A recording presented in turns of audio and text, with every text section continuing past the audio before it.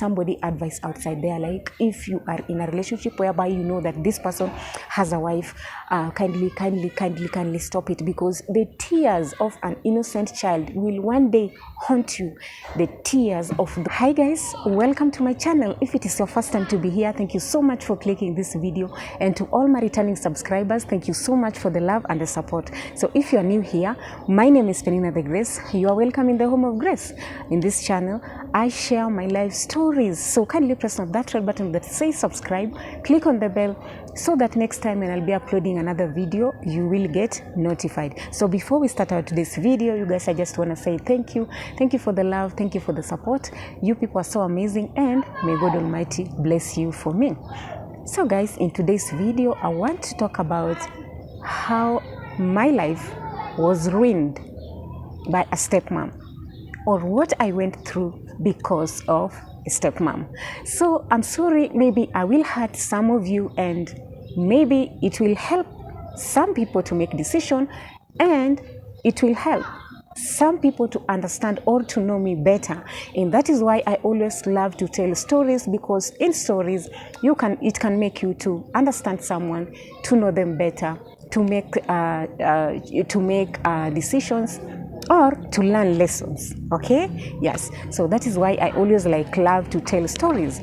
So guys, I've been I can say, in life, I've tasted the good side of it, and I've also tasted the bad side of it.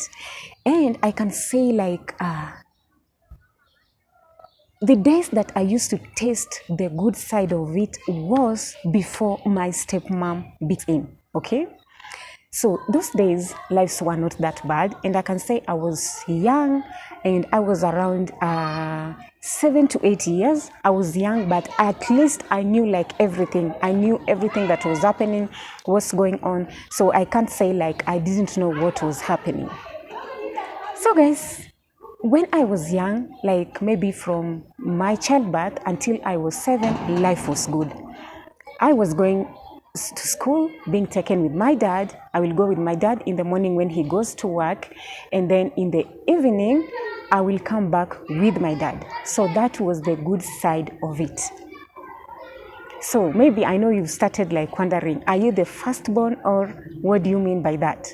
Yes, I can say on my dad's side I am the firstborn. So I won't go into all details, but I can say I am the firstborn of my dad.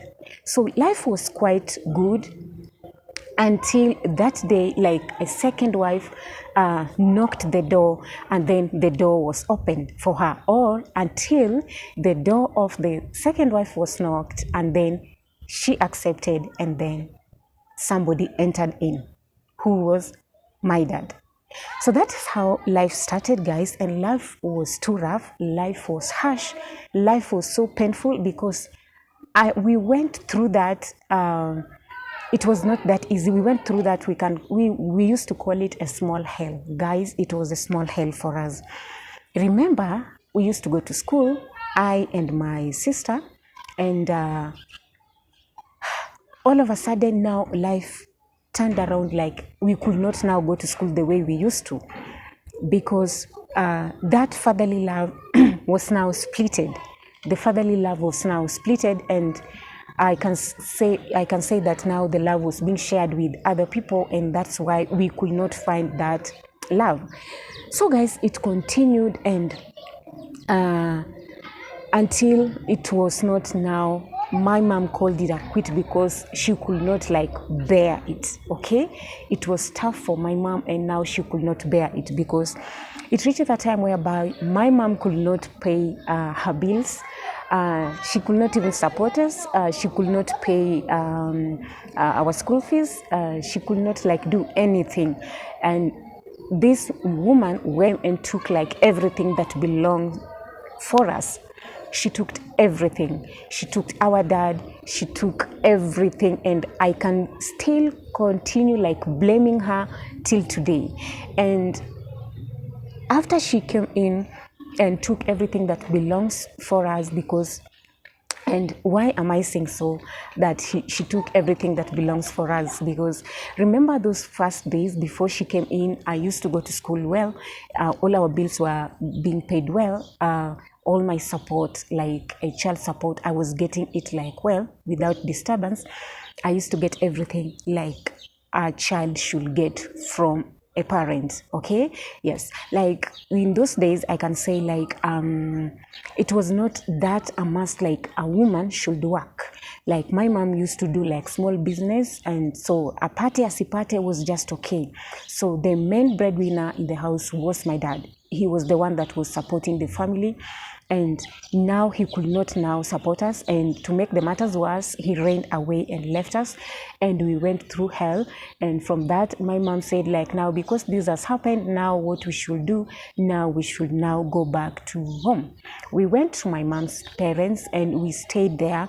And I remember even we started going to school when I was in my mom's place.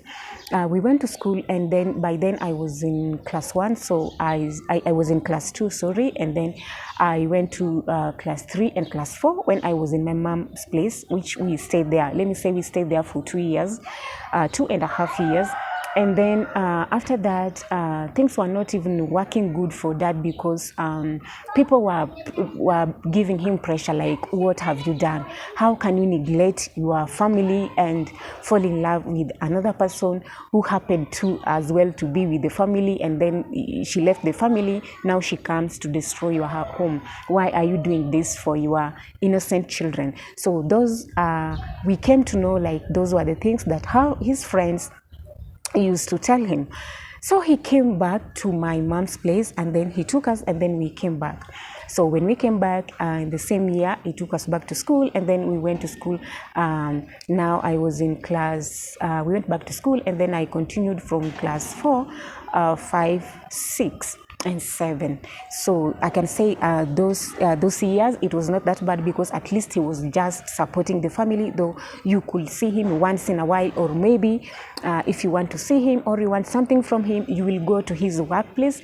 Especially I was the one that my mom used to send me, because my mom was like, mimi siwezi enda, if you want anything you will just go and ask your dad. So I was the one that was being I was the one that mwenye alikuwa anatumwa. I was the one that was being sent by my mom, go and ask this, even if it's the food ya kulipesa ya chakula, ni mimi ndio nitaenda kuomba. So ilifika wakati ambapo sasa nilikuwa ninaenda nikifika place penye baba anafanya kazi, ilikuwa ni uchungu sana. Nikifika tu kwa gate hivi, na sijui kuna watu wenye walikuwa namwambia, ama walikuwa naniona kwa umbali, ama maybe kulikuwa na mtu mwenye alikuwa anamwambia ndio yule mtoto wako anakuja. So my dad used to run and hide. He used to go and hide, or maybe sometimes I will go and ask for money, and he will be like, okay, nitawaletea kwa nyumba, and kuwaletea kwa nyumba hautamuona.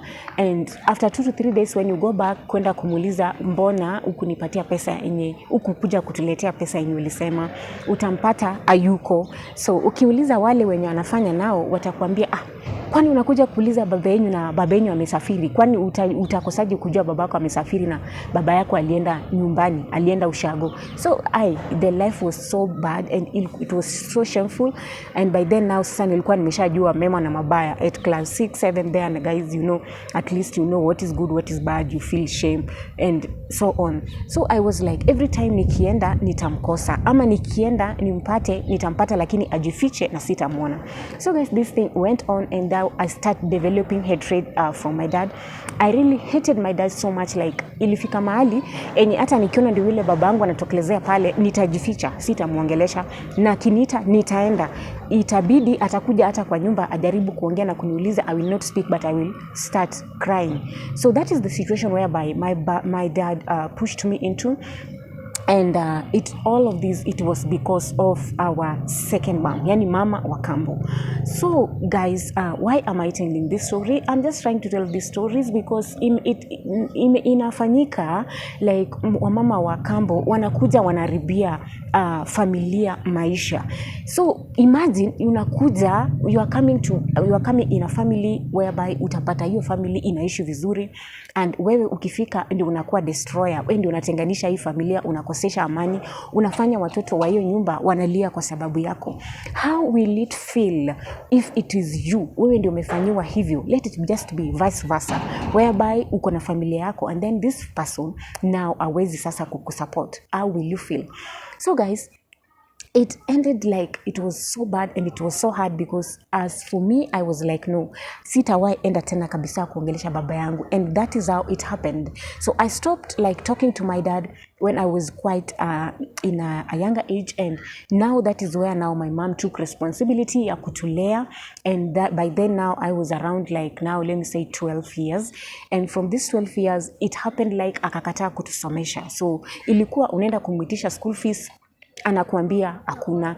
So by then now sikuwa naenda mali pake kazini. I used to go now where he was staying, okay, in my stepmom's house. So nilikuwa naenda pale, unampata maybe amekaa, maybe anakula, na unamwambia, anakuambia ni sawa nimesikia. That is how my dad used to talk to me. Ukimwambia kitu alisema sawa nimesikia. Hata before even you finish explaining what you want to say, you'll just start saying, Dad, school fees. Before you finish saying school fees, he will be like, sawa nimesikia. So guys, this went too much, and now he could not even support everything. Like he quitted, like not supporting anything.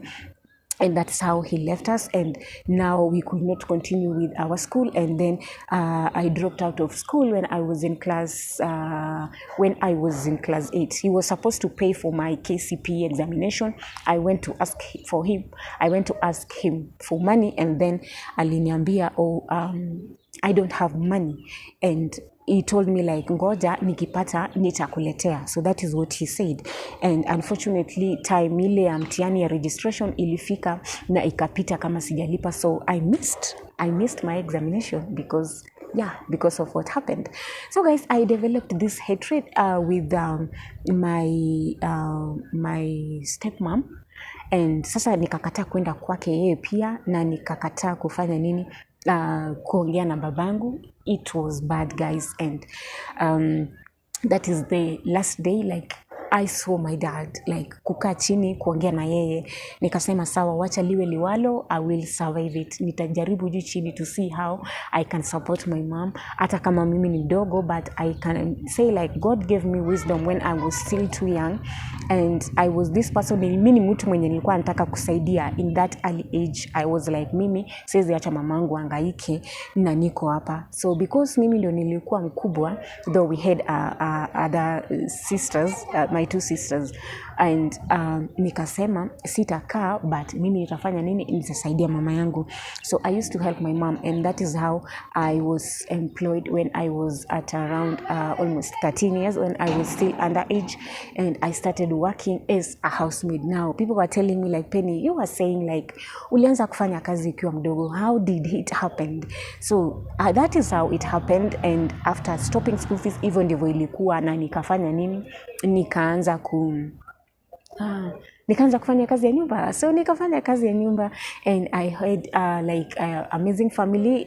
Nilikuwa nakaa nao, though the salary was so little, like ilikuwa ni kidogo, ile yenye ukipata kitu yenye hiyo pesa ingeweza fanya unaipata hivi na inaenda inalipa nyumba. So it was a salary of 500 shillings. So guys, shilingi 500, less than 1,000.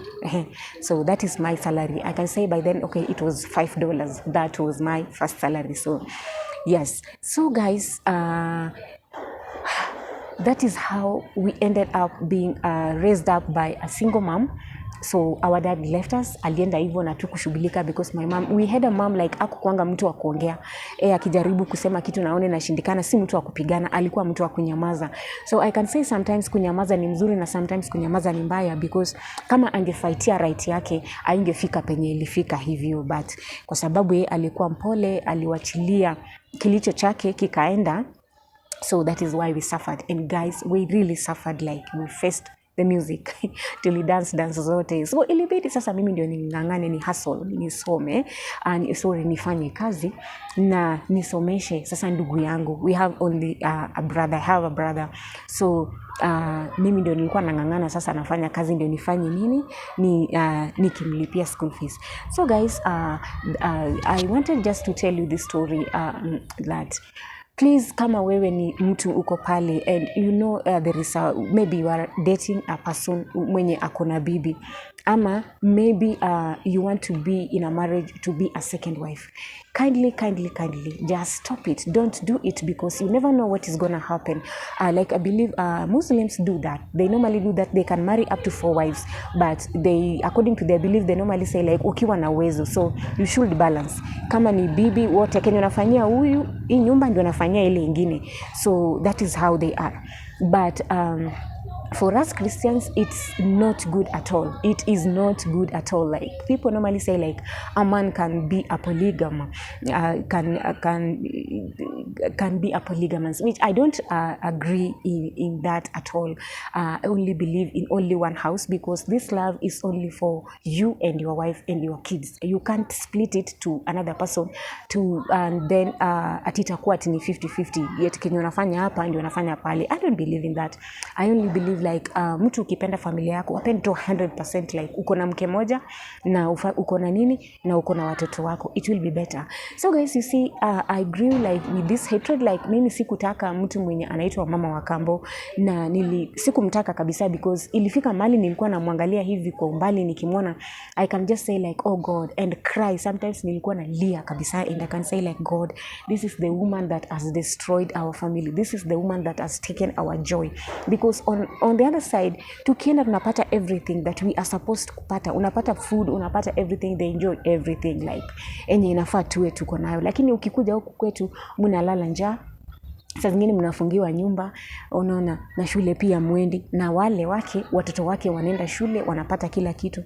So guys, it was so painful. And yes, so like I said, like giving somebody advice outside there, like if you are in a relationship whereby you know that this person has a wife, kindly stop it, because the tears of an innocent child will one day haunt you.